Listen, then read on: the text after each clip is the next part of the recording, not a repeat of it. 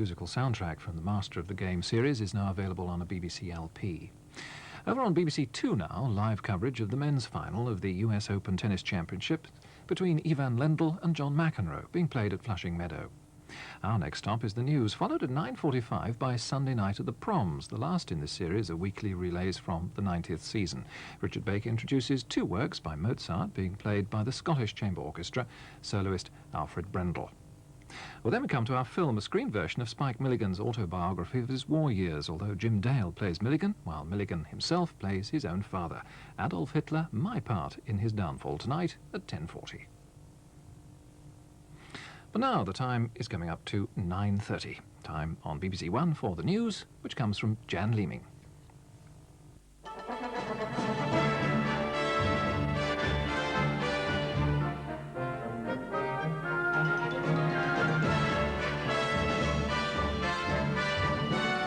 The coal strike talks got underway in a cloak and dagger atmosphere, but Mr. McGregor walks out after 2 hours. The Iran Air hostages go free. The hijackers were an escaping family. A brave failure for Britain's water ski champion. And the SDP conference kicks off with the party leader on the ball. The first talks for weeks between the Coal Board and the Miners' Union took place this evening but broke up after 2 hours. Ian McGregor and Arthur Scargill with their negotiating teams met at an hotel in Edinburgh in an atmosphere of secrecy. But a short while ago the Coal Board team left the hotel, apparently with no agreement to end the strike. Mike Smart was there. Mr. McGregor, shielding his eyes from a battery of cameras, arrived mid-afternoon at the Norton House Hotel outside Edinburgh, having driven from his weekend retreat in Argyll 2.5 hours away, and in the process shaking off pursuing newsmen with some spectacular work at his steering wheel. Then, to the amazement of everyone, the chairman of the Coal Board walked into the hotel lobby with a carrier bag over his face, only his eyes protruding from the slits normally used as a handle. Once inside and evading all inquiries, Mr. McGregor sprinted up the last few stairs like a 21-year-old. Within 3 hours, Mr. McGregor left the Norton House Hotel, which is known to be one of his favourites in Scotland, and very soon, with the help of a police escort, he shook off a convoy of pursuing journalists. But within half an hour, Mr. McGregor's car and that of Mr. Scargill were traced here to the Ellerslie House Hotel, 10 miles away and nearer the centre of Edinburgh, and known to be one of Mr. Scargill's favourites. 2 hours later, Mr. McGregor left, making no comment about the talks or whether they'll continue tomorrow. Mr. McGahey, the union's vice president, said that neither he nor Mr. Scargill would be making any comment, and so at the moment there is no indication how the talks have gone. There was an air of pessimism about these talks even before they started. The problems are twofold. There's no rapport between Mr. Scargill and Mr. McGregor, and they're divided by an issue of principle. The last peace attempt broke down on July the 18th. Mr. McGregor wanted the miners to agree to closing pits when they can't be beneficially developed. The miners turned that down. Then at the TUC last Monday, Mr. Scargill won more support from other unions, notably in electricity supply, and that can't make the government feel relaxed. A three-man TUC team, Norman Willis, the General Secretary, Ray Buckton, the train drivers leader, and David Basnett of the General and Boilermakers, had been standing by tonight in case the talks went wrong. The big question is whether things have gone badly wrong or whether another meeting can be set up. Mick McGahey, the miners' vice president, would only say that the talks were over for tonight. Some union leaders had been expecting the talks to go in fits and starts. Maybe they are. But meantime, other unions will find themselves drawn further into the dispute. As for the government, its only hope seems to be that miners will drift back to work and that the strike will slowly crumble. One of the unions, which represents television technicians, has called for a right of reply to what it calls consistent bias against the miners in television coverage of the coal strike. An emergency resolution passed by leaders of the ACTT also deplored recent attacks on camera crews by picketing miners and called on the NUM to show reciprocal solidarity with the television technicians. Dockers at Barry in South Glamorgan have voted to rejoin the national dock strike after they've unloaded a banana boat which arrived there last night. The 72 men at Barry are the only group of dockers in Wales to have worked during the stoppage. They went back a week ago.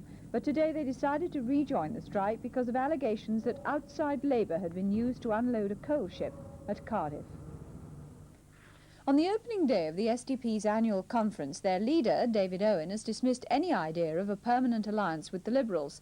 Merger mania, he called it. From Buxton, our political correspondent, David Davis. For the SDP's founders, the opening of their assembly coincided with a newspaper poll that claimed to show strong support for a formal merger with their alliance partners. The SDP's leadership has consistently opposed such a development, despite a substantial decline in its own membership over the past 2 years. The initial enthusiasm on which the party was launched did occasionally show itself today, and any merger, at least before the next general election, was once again ruled out. The SDP took a very clear decision at its last annual conference that they would not see merit in merging before the next election. After the next election, who can tell? You know, it's very hard in politics to project much further. That would be 87 or 88. Let's see how it goes.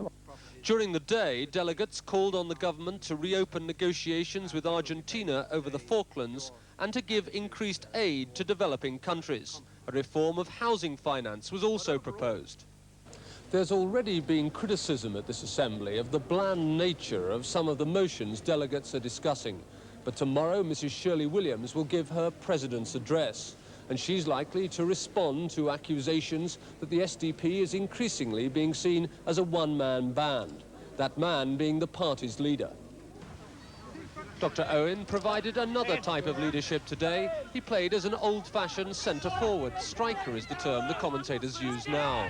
Tough and tender are Dr. Owen's favourite adjectives to describe SDP policy, and both were evident, though the party's president did seem rather concerned. And Dr. Owen's supporters were jubilant when he was the right man in the right place at the right time to score goal number 3, and his team won 5-0.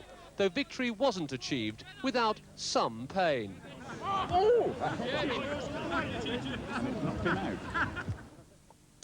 David Davis with the SDP in Buxton. 2 more elderly patients have died at the Stanley Royd Hospital in Yorkshire from the outbreak of salmonella food poisoning, bringing the death toll to 26. The outbreak began a fortnight ago and 22 patients still have symptoms. 6 of them are seriously ill. Today, the hospital authority denied a report that a consignment of beef was to blame. They also refuted allegations that the infection had spread because of poor hygiene in the kitchens. A clergyman called for greater border security today when the funerals were held in Northern Ireland of 2 men murdered by the IRA in County Tyrone on Friday. A report from Felicity McCall. Many mourners attended both funerals, among them colleagues from the timber yard where the 2 men were ambushed by the IRA. People lined the streets of Dungannon as Mr. Malcolm Cullen's cortege went past. He had no connection with the security forces. Mr. Cullen was buried at Little Parish Church a few miles away, the 5th victim of terrorist violence buried there. The minister spoke of his congregation's fears about further attacks, and as unionist politicians listened, he called for better security on the border. The police think Mr. Cullen was shot by mistake by the gunmen who then murdered his workmate, Mr. Robert Bennett. He was a soldier in the Ulster Defence Regiment, the 10th member of the regiment murdered in Northern Ireland this year. The Iranian airliner hijack is over and all 71 remaining passengers have been released unharmed. The hijackers took over the Boeing yesterday on an internal flight in Iran and flew to Cairo last night. At the airport there, an injured passenger, possibly hurt in the hijack, was taken off by ambulance. In the darkness, 52 other passengers also escaped.